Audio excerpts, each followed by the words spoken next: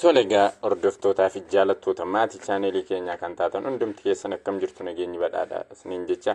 Egaan akkuma beekamu yeroo darbee payroll accountingii waliin eegallee turre isa keessattis theoretically yookiin issuuwwan payrollii wajji wal qabatan akkasuma termoota payrollii keessatti ka'uu danda'an baay'ee waliin kaasne ilaalaa turre jechuudha. Kutaa har'aa kana keessatti immoo illustration yookaan example isaa isiniif qabadhee dhufeera. Innis maal goona isinitti fakkaate payrollii hojjettoota kaampaanii ABC jedhamu hojjennee kanumaan akkamitti akka payrollii hojjennu deeply hubattu jechuudha.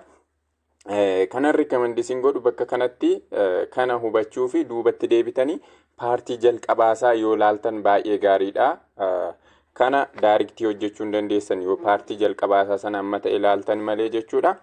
Kanaaf iyyuu duubatti deebitanii paartii jalqabaa akka ilaaltan recommendation godha. Egaan akkuma beekamu kan sin duukaa jiru obboleessa keessan Galaana Daffaar Yuunivarsiitii Finfinnee irraati. Egaa maatii chaaneelii keenyaa kan hin taane subscribe bakka jedhu tuquun subscribe godhaa maatii chaaneelii keenyaa ta'aa isiniin jenna. Mee kallattumaan egaa gara mata duree keenya har'aa kanaatti haa ceenu. Innis illustrationii dha jechuudha yookaan exampleedha. Innis maal goonaa miindaa hojjettoota kaampaanii ABC hojjennaa jechuudha. Maal jedhaa ABC company pays salary of employee according to Ethiopian calendar month jedha. The following data are related to the month of Hidar 2013 Ethiopian calendar jedha. ABC company kan jedhamu tokko jechuudha. Salary yookaan miindaa hojjettoota isaa akka Ethiopian calendariitti kaffalaa fi innis daataan yookaan informationiin Hidaarii keessa akka asii gadiitti nuuf kennameera jechuudha. Kan 2013 maqaa hojjettoota basic salary isaanii, allowance, overtime, duration of time, basic salary per hour isaanii asitti nuuf kennameera jechuudha. Neemii isaanii yoo laalle Biiniyaam, Kabbadee, Muhammad, Jamaalii fi Qirqoos yoo ta'ani, basic salary isaanii immoo yookaan regular salary kan jennu recurring insa jechuudha. Biiniyaam 2080, Kabbadeen 640, Muhammad 1280, Jamaal 960, Qirqos 480 jechuudha. Manzilii allowance Biiniyaam meeqa qaba? Manzilii allowance 100 qaba. Kabbadeen allowance hin qabu yookaan jechuudha. Muhammadis durgoo hin qabu. Jamaal 50 qaba. Qirqos 50. Information. Overtime kan hojjetan jechuudha. Overtime isaanii Biiniyaam overtime saatii 10 hojjeteera ji'a sana keessa jechuudha. Overtime amma kana hojjeteera. Duration isaa immoo saatii 12 ganama keessa hanga saatii 4 galgalaatti hojjeteera jechuudha. Ishee kana duration kun sirriitti murteessituudha. Overtime earning yeroo hojjennu waan ta'eef barbaachisaadha sirriitti qabachuuni. Kabbadeen immoo saatii 8 hojjeteera overtime jechuudha. Innis immoo saatii akkamiirra hojjeteera jechuudha. Galgala keessa saatii 4 qabeeti haga ganama saatii 12tti hojjetee jechuudha. Achi Muhammad immoo Muhammadii kun kan Muhammadii jechuudha. Isheen jaa jettu kuni Muhammad immoo saatii weekly rest day irra hojjeteera. Dhiifama isheen kun akkana wal jala darbuu barbaaddeetti. Muhammadii weekly rest day irra hojjeteera saatii jechuudha. Inni weekly rest day irra hojjete. Jamaal overtime hin hojjenne. Qirqoos immoo saatii 10 public holiday irra hojjetteetti yookiis guyyaa hojjeteera. Guyyaa ayyaanaa jechuudha. Guyyaa ayyaanaa. Ishee kana durationiin kun murteessituudha. Meeqaan akka baay'isnu yaadachuu qabdu jechuudha. Overtime earning yeroo barbaannuuf jechuudha. Baay'ee murteessaadha. Amma kana gidduutti kan hojjete tokko tuqaa 5 baay'ata jenne galgala keessaa saatii 4 qabee hanga ganama saatii 12tti kan hojjete yoo tokko tuqaa 7 5 weekly rest day yookiis immoo guyyaa dhuma torbanii sanbadduraa fi dilbatarra kan hojjete yoo lamaan baay'isna jenne public holiday guyyaa ayyaanaarra kan hojjete yoo overtime kan hojjete 2.5 baay'isna jenne kaasneerra paartii jalqabaa kana keessatti jechuudha. Akkamitti akka calculate goonus ni ilaalla. Garuu kan sin beekuu qabdanii payroll hamma argata nam tokko kan jedhu akkamitti akka calculate gootan jechuudha. Yeroo sinii kennuu dhiisuu danda'a yeroo baay'ee yeroo qormaata irratti sin gaafatu jechuudha. Garuu sin maal gootu sin fakkaate basic salary ni jira. Nam tokko guyyaa tokko keessatti normal work hour hammam hojjechuu qaba? Sa'aatii 8 hojjechuu qaba guyyaa tokko keessatti.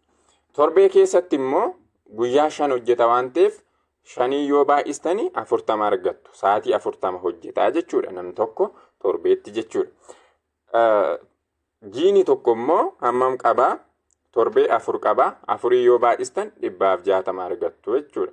4 yoo baay'istan 40, 4 yoo baay'istan 160 argattu. So amma nam tokko ji'atti normal work hour hammam hojjechuu qaba jechuudha.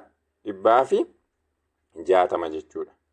Sa'aatii 160 hojjechuu qaba. Isaa booddee payroll hammam argata jettanii calculate gochuuf maal gootu?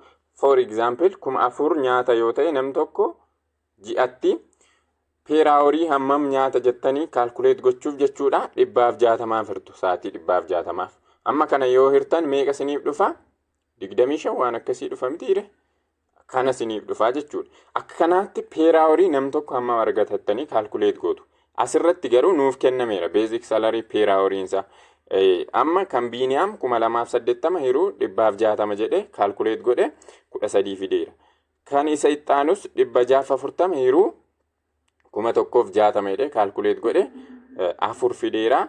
Kan ittaanus calculate godhe asirra nuu naqeera. Yoo nuun kennamne garuu bifa ammaatiin hojjettu jechuudha. Bifa ammaatiin hojjettu.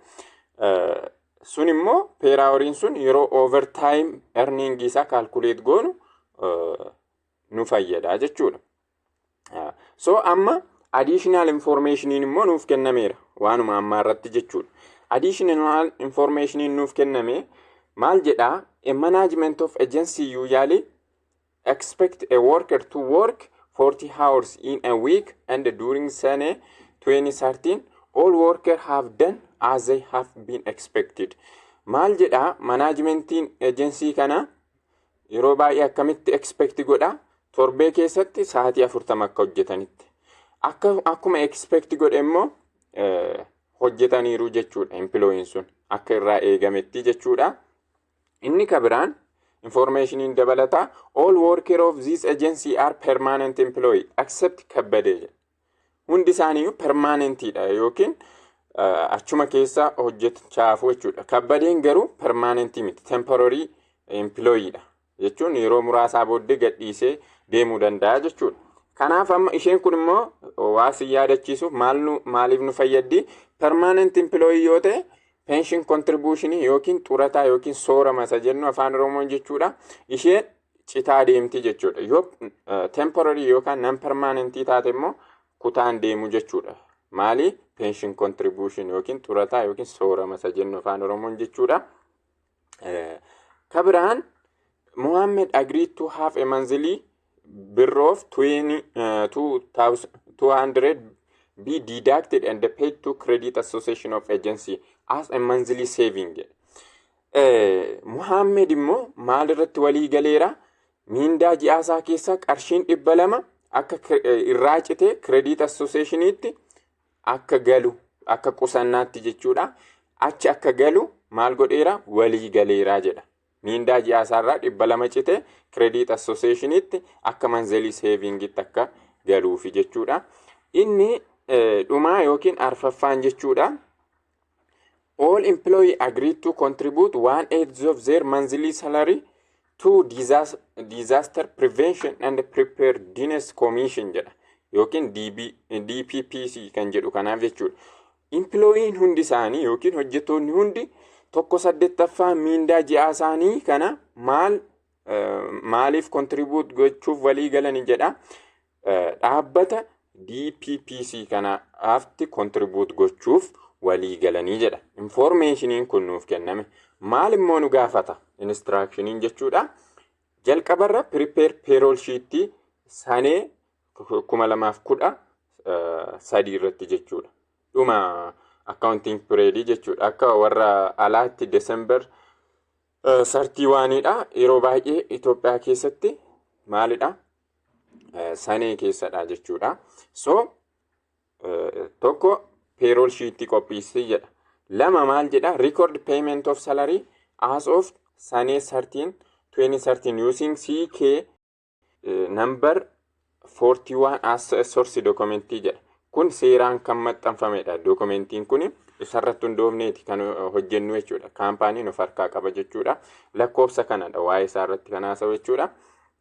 Inni kabira record the payroll tax expense or the month of Sanee 2013 jedha.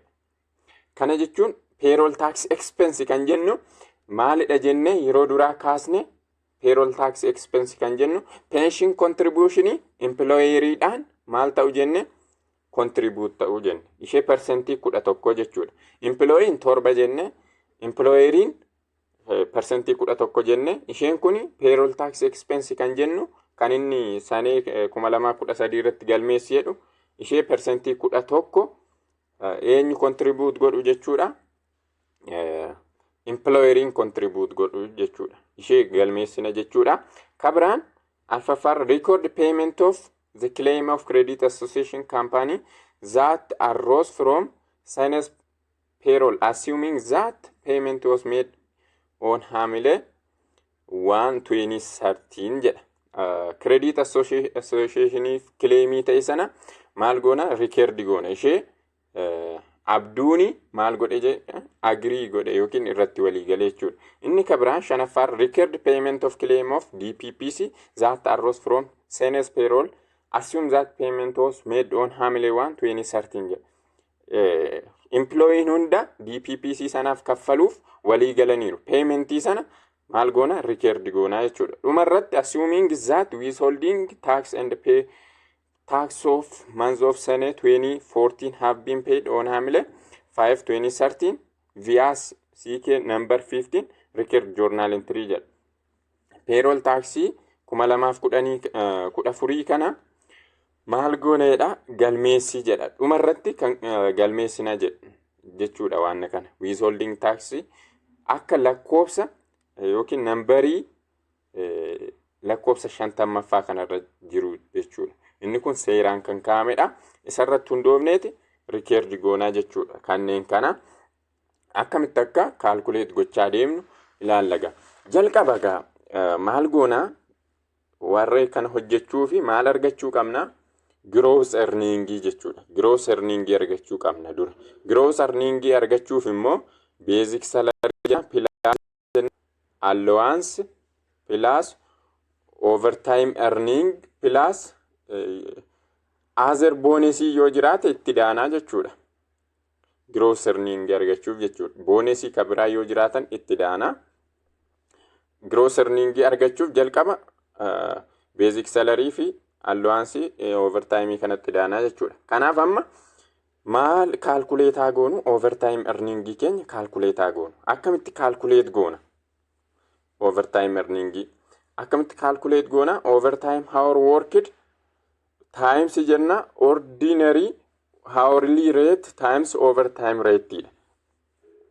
Kana jechuun overtime namni san hojjete baay'isu ordinarily hourly rate jechuudha. Basic normal working hojjete sana jechuudha. Per hour hamma margata jenne isa dura calculate goone.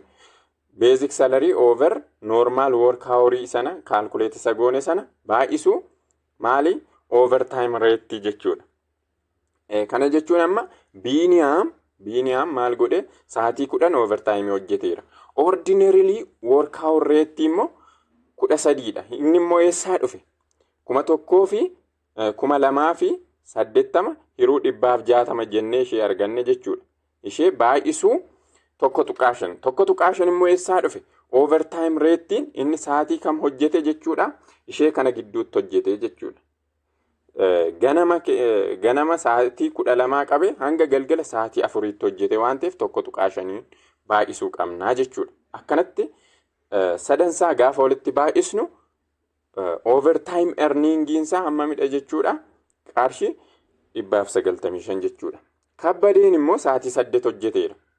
Sa'aatii 8 hojjete. Sa'aatii kamirra immoo hojjete? Sa'aatii kamirra hojjete? Sa'aatii kamirra hojjete? Kunoo bakka kanadha jechuudha. Ila kunoo halkan sa'aatii 4 yookiin galgala sa'aatii 4 qabe eveningii jechuudha. Haga ganama sa'aatii 12tti hojjete. So 1.75 baay'isuu qabna jechuudha. Ordinarily hourly rate isaa immoo 4 jenneerra.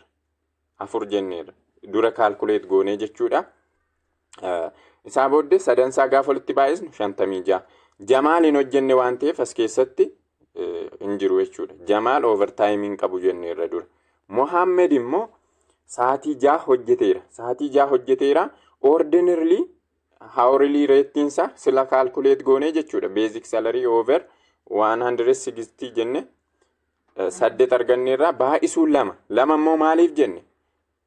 Weekly rest day irra hojjete waan ta'eef dhuma torbanii jechuudha. Guyyaa namni boqotu sa'aatii 2 baay'isnaa jechuudha. Kanaaf kanarratti hundoofneetu jechuudha. Yeroo sana meeqa nuuf dhufa? 96 nuuf dhufa. Qiirqoosoo sa'aatii 10 hojjette overtime. Isaa booddee ordinary hourly rate 3 qaba. Yeroo akkamimmoo hojjete?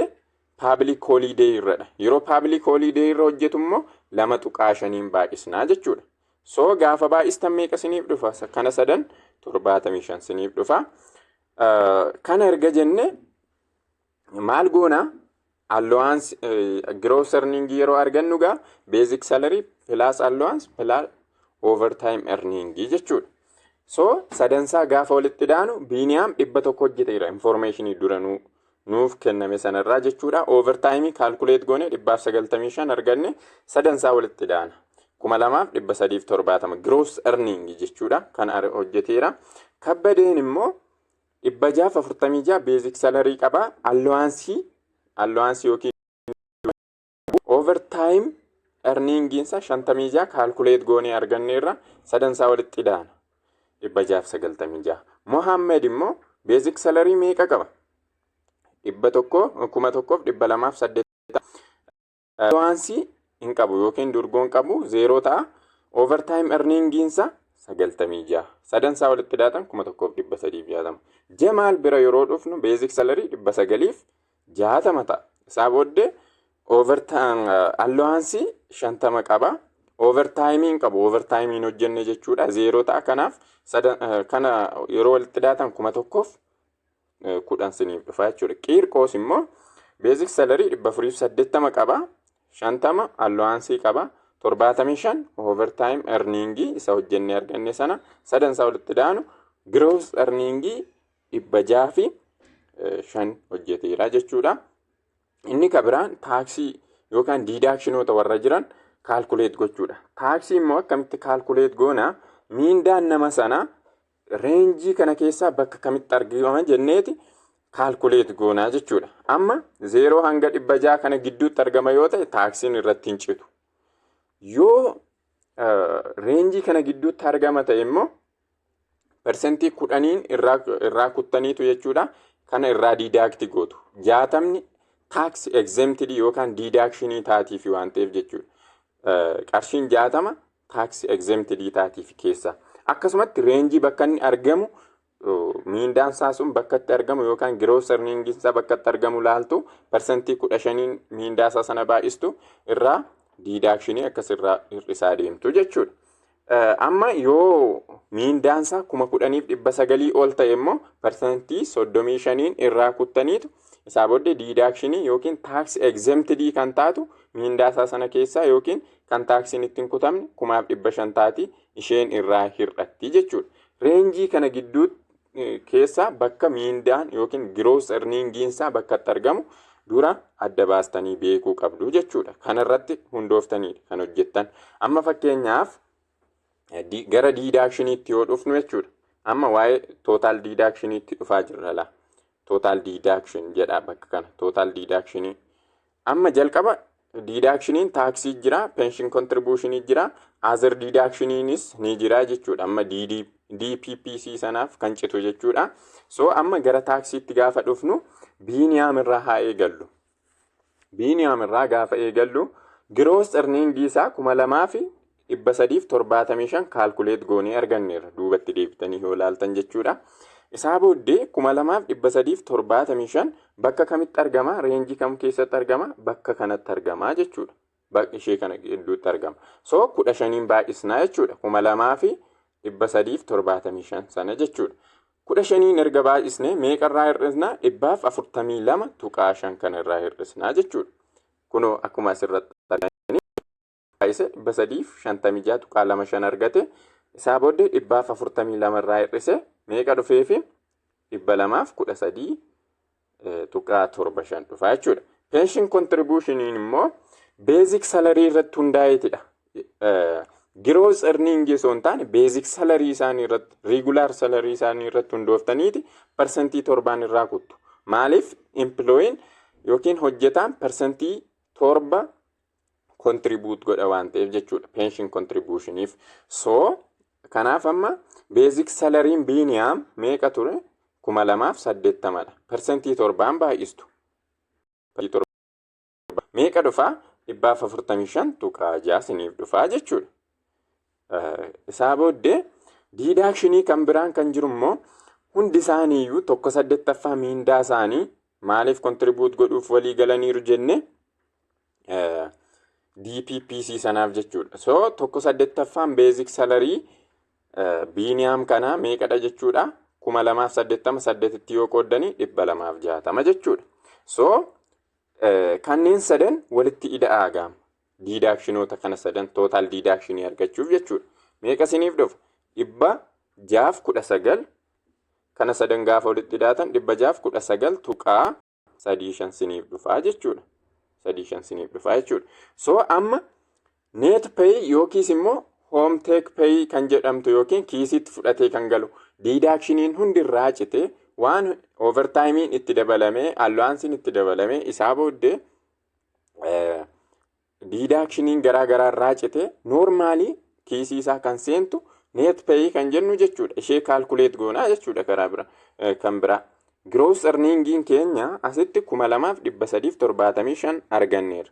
Then isaa booddee total deductionii keenya 619.35 arganneera. Yeroo walirraa hir'isnu 1755.65 siniif dhufaa jechuudha. Bifa kana net pay yookiin home take pay kan jedhamtu jechuudha.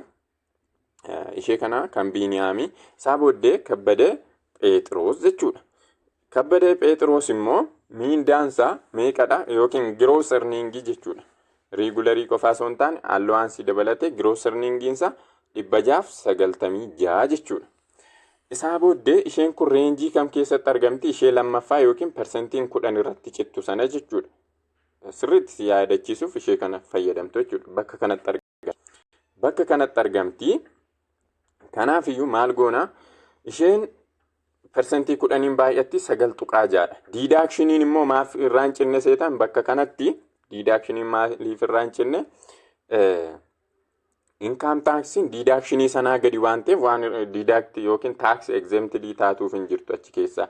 Yookiis karaa biraa maal gootu isinitti fakkaate miindaa isaa keessaa amma 696 mitiiree kun 696 keessaa 600 tax exemptedidha. Kanarraa 96tti citti jechuudha. 90 kana yeroo walirraa hir'istan 96. Taksiin kan itti kutamu meeqa qofaadha jechuudha? Qarshii 96. Persentii 10 96 yoo baay'istan immoo formulaa kana dura isinitti agarsiiseera paartii 1 keessatti 9.6 sinii dhufti jechuudha. Yoo 10 baay'istan persentii 10 kanaan kan 600 irratti taksiin hin citu waan ta'eef reenj 96 qofaatti cita waan ta'eef 9.6 qofaa kaffalaa jechuudha taksii. Pension contribution immoo 0dha jedha kani kabbadee jechuudha. Maaliif pension contribution kan kaffalu jechuudha permanent employee qofaa yoo ta'edha. hundi isaanii permanent employee dha. Kabbadeerraan kan hafe immoo jenneerra additional information keessatti. So kanaaf kontiraatadha waan ta'eef kan inni hojjetu permanent miti waan ta'eef hin kaffalu jechuudha pension contribution. Kanaaf other deduction immoo 1/8 miindaasaa maaliif kutaa DPPC sanaaf kutaa waan ta'eef 1/8 miindaansaa kanaaf yoo hirtani 80 isiniif dhufaa jechuudha. So amma walii gala jechuudha. Total deduction kansaa meeqa jechuudha? Iddoo kana dhiifama 89.6 jedha. Total deduction isaa 89.6 yeroo walitti daatan jechuudha. 89.6 isiniif dhufa. Gross earning isaa 696 minus jettanii 89.6 yeroo hir'istan 606.4 isiniif dhufa jechuudha. Net home take pay jechuudha yookiin net pay normally fudhatee kan galu gara nasaatti jechuudha. Deduction hundi ofirraa kutee taaksii kaffalee deduction kan biraa kaffalee jechuudha. Sadaffaan Abduudha. Muhammedidha. Muhammedi hammamidha? Gross earning isaa calculate yeroo goone 1376 dha. Kam gidduutti immoo argama range isaa? Ishee lammaffaarraa ishee percentiin 10 irratti cittu bakka sanatti argamaa jechuudha. Rangein miindaasaa jechuudha. Ishee lammaffaa sanarraa yoo yaadattu ta'e duubatti deebitanii ilaaluu dandeessu. Ishee irratti immoo percentii 10 citaa jenne taaksiin. Isaa booddee deduction isaa 60 jira. So percentii 10 gaafa kana baay'istan 137.6 argattu. Then deduction waan ta'eef taaksii hammam kaffala jechuudha namni suni 77.6 kaffalaa jechuudha. Pension contribution isaa immoo basic salary baay'isu 7% dha yookiin percentii 7 jechuudha. Basic salary isaa immoo 1280 dha. Basic salary irratti hojjechuu qabdu pension contribution malee gross earning isa kana irratti miti yaadadhaan malee. Kanaaf percentii 7 gaafa baay'istan meeqa isiniif dhufa? 89.6 isiniif dhufa jechuudha. 89.6. Isaa booddee 1/8 miindaasaa immoo DPPC sanaaf contribute godha waan ta'eef yeroo 8 itti hirtan 360 isiniif dhufa jechuudha. Kana 360 isiniif dhufa. So total deduction isaa walii galaan sadan kana gaafa walitti daatan jechuudha meeqa isiniif dhufa? Miindaasaarraa kan citu jechuudha 527.2 isiniif dhufa jechuudha. Then maal goona? Net pay keenya calculate goona. Net pay immoo gross earning isaa hir'isu total deduction jechuudha. Gross earning isaa 1,337 minus 527 total deduction kana jechuudha. Yeroo walirraa hir'istanii meeqa isiniif dhufa?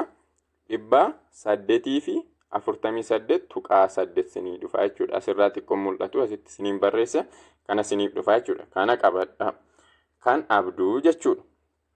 Inni kabiraan dhiifama bakka kanatti deduction kan biraa qaba. Muhammad dhiifama kanan dagadhe. 1/8 miindaasaa 360 kan dhufte kun jechuudha. 200 immoo maalidha? Credit associationiif maal godha jenneerra yeroo duraa information keenya keessatti 200 credit associationiif contribute akka manzilii savingitti irraachetaa jenneerra. Other deduction keenya 200 kun asii dhufte jechuudha. 1/8 isaa 360 dha. Ishee kana dhiifama sin jalaa dagadheen darbe bifa kanaan dhufe kan Jamaal kan Muhammad jechuudha. Inni itti aanu Jamaalidha. Jamaal immoo gross earning isaa calculate akkamitti goone? Gross earning isaa akkamitti calculate goone? 1,010 jenne overtime allowance itti daballee kan arganne. Range ishee immoo range lammaffaa ishee percentiin 10 irratti cittu keessatti argama miindaansaa kun jechuudha. Miindaansaa. So percentii 10 yoo baay'iftan 100 jechuudha. Deduction hammamtu jira? 60 jechuudha. So yeroo walirraa hir'istan taaksii hammam kaffala jechuudha? 41 kaffalaa jechuudha. Rangein suni seeraan kan kaa'amedha malee ofii keessan calculate gootanii eessaa dhufeettanitti cannaqamuu qabdan. Garuu sammuutti qabachuu qabdu yookiin beekuu qabdu jechuudha. Pension contribution isaa immoo basic salary isaa 960 baay'isu percentii 7 yeroo calculate gootan 67.2 isiniif dhufa jechuudha. Deduction immoo 1/8 miindaasaa eenyuuf contribute godha jenneerra DPPC sanaaf jechuudha. Yeroo tokko 8ffaa isaa qooddan 120 isiniif dhufaa jechuudha. Inni kabiraan deduction isaa kana yeroo walitti daatan 228 tuqaa 2 isiniif dhufaa jechuudha. So amma net pay isaa calculate gochuuf gross earning 1,010 hir'isu 228 tuqaa 2 kana walirraa hir'istu jechuudha. Yeroo walirraa hir'istan net pay isaa meeqa? Net pay isaa 781 tuqaa 8 isiniif dhufaa jechuudha. Asitti mul'atu isiniif barreesse. Kana fakkaata isaa booddee eenyuun nu hafe Qiirqoos. Qiirqoos immoo maal godhe gross earning isaa 605 dha. Ishee reenjiin ishee eessatti argamti? Reenjiin ishee eessatti argamti? Ishee lammaffaa irratti argamti. Persentii 10 irraa cita jechuudha. Persentii 10 gaafa baay'istan meeqadha? 60.5. Deductioniin immoo 60tu jira. Teebilicha yoo yaadattan jechuudha. So 60 yeroo irraa hir'istan taaksii hammam kaffala? Saantiba 50 qofaa kaffalaa jechuudha. Basic salary isaa 480. Pension contributioniif persentii 7 contribute godha jechuudha. 33 tuqaa 6 contribute godha jechuudha. DPPCif immoo 1/8ffaa miindaasaa yoo qooddan meeqa jechuudha? 60 jechuudha iddoo kanatti. Kanaaf total deduction isaa kana sadan gaafa walitti daatan meeqa isiniif dhufa? 94 tuqaa 1 isiniif dhufa jechuudha. Isaa booddee net pay isaa barbaaddu jechuudha. Net pay immoo gross earning 605 asitti ishee arganne kana jechuudha. 605 hir'isuu jenna meeqa? 94 tuqaa 1 kana jechuudha. Meeqa isiniif dhufa? 5 10 tuqaa 9 isiniif dhufa jechuudha. Yeroo calculate gootan net pay isaa kana isiniif dhufa. Bifa kanaan calculate gooneerra. Calculate isa goone kana gara maalitti ceesisna jechuudha. Kan tokko isaanii information kanarraa fudhanne payroll sheet yookaan payroll register itti dabarsinaa jechuudha. Bifa kanaan ABC company payroll register or sheet for months ended Sunday 30 2013 jechuudha. Payroll sheet jechuun egaa foormii kana qaba. Foormii kana qabaata. Neemiin bakka kanaan asii gadi tartiibeffattanii kaawwattu. Isaa booddee tootaaliin bakka kanas ni jira. Isaa booddee basic salary isaanii asirratti tartiibessitu toora maqaa isaanii. Allowance immoo asii kanadha. Overtime asirratti tartiibeffattu kan tokko isaanii. Isaa booddee kana sadan walitti daatanii gross earning keessan bakka kana naqxu jechuudha. Gross earning isaanii. Isaa booddee deductionoonni immoo bakka kana jiru. Warri kun earningidha, warri kun deductionidha. Deductionoonni immoo income taxiin jira, pension contributioniin jira. Contribution to DPPC jira. Other contributioniin immoo fakkeenyaaf kan eenyu jira? Kan Muhammed isanni maal godhe jechuudha? Credit associationii maal godhe? Akka monthly savingitti achitti qusatu jechuudha. Sanaaf irraa cite sana 200 sana bakka kana other deductionii jalatti dhufti. Isaa booddee total deductioniin as jira. Gross earning asii qabdan kana jechuudha. Gross earning ishee kanarraa total deduction hir'istanii net pay ishee bakka kanatti argachaa deemtu jechuudha. Isaa booddee kanneen hunda asii gadi tootaalii isaanii argachaa deemtu dhumarratti net pay tootaalii jechuudha. Yookiis akka kaashiitti kaampaaniin sun kan kaffaluufi jechuudha bakka kanatti barreeffattu jechuudha. Xumura bakka kanatti. Isheenis 4,503 tuqaa 5 sinii dhufti jechuudha. Warra kanarraa walitti yoo idaatanii yookiis immoo asirraa dhuftanii jechuudha. Gross earning 662 hir'isu total deduction ishee kana yoo walirraa hir'istan jechuudha. Jala kanarraa yoo dhuftanii net pay yookiin akka kaashiitti hojjetoota sanaaf kan kaffalu argattu jechuudha. Bifa kanaan qophaa'a payroll registering yookiin amma gaaffii irratti yookaan jalqaba irratti gaafatamne deebisneerra jechuudha. Xumurree jechuudha. Inni kabiraan record the payment of salary as Sunday 13 2013 jedha. Payment isaa gaafa wantini record goonu jechuudha. Gross earning kanaan salary expense jenne debit goona. Isaa booddee deductionoota garaa ammoo asiinitti credit goona. Deductionoota jechuudha. Employee income tax kan hunda isaanii walitti daane. Pension contribution payable kan hunda isaanii walitti daane. Credit association payable kan hunda isaanii yookiis immoo asitti kan Muhammed qofaadha waan ta'eef tootaaliinsaa 200 ta'a walitti daaneeti jechuudha. DPPCf contribute kan isaan godhan meeqadha? Asii kan hunda isaanii jechuudha. Kanarraati daariktii dabarsinaa jechuudha. Asirraa laallanneeti as dabarsina iddoo kanatti jechuudha. DPPCf contribute kan isaan godhan bakka kanatti credit goonaa. Dhumarratti net pay isaanii maal goonaa? Cash jenneet credit goonaa jechuudha. Net pay isaanii yookiin hundi isaanii kan hunda isaanii bakka kanarraa fudhanneetu net pay isaanii jechuudha. Kan tootaalii isaa kaampaaniin sun kan kaffalu jechuudha. Tootaalii employeesaaf cash jenneeti credit goonaa jechuudha. Bifa kanaan galmeessina jechuudha. Payroll payment isaa jechuudha. Bifa kana haala salphaa ta'een hubachuu dandeessu. Inni kabiraan maalidha? Payroll tax expense keenya galmeessii jedha. Sanee 2013 kanarratti. Payroll tax expense kan jennu employeriin pension contributionif percentii 11 kan inni contribute godhu sana jechuudha. Payroll tax expense jennu. Employerii jechuun eenyudha? As keessatti ABC kaampaanii kana jechuudha. Employeriin isadha waan ta'eef ABC kaampaaniin kun percentii 11 basic salary hojjettoota isaa contribute godhaa jechuudha. As keessa gaafa calculate goonu basic salary kan isa jalqabaa meeqa? 1,180. Inni itti aanu 1,280. As keessa nam tokko maalidha? Permanent employee miti jenne. Eenyudha innis? Kabbadee Phexros jenne. Kanaaf kan namoota afanii qofaadha. 5 kan ture kan namoota 4 qofaa calculate goonaa jechuudha. Maaliif inni kontraata hojjeta waan ta'eef pension contribution hin citu, kanaaf ittiin daballu jechuudha. Kanaaf maal goona isinitti fakkaate? Kan arfan isaanii basic salary isaanii fudhannee walitti daane percentii 11 gaafa kunnu meeqa nuu dhufa? 528 nuu dhufa jechuudha. Payroll tax expense yookiis immoo pension contribution employeriin contribute godhu jechuudha. Kanaaf yeroo record goonu immoo yookaan journal entry isaa yeroo qopheessinu immoo maal goona?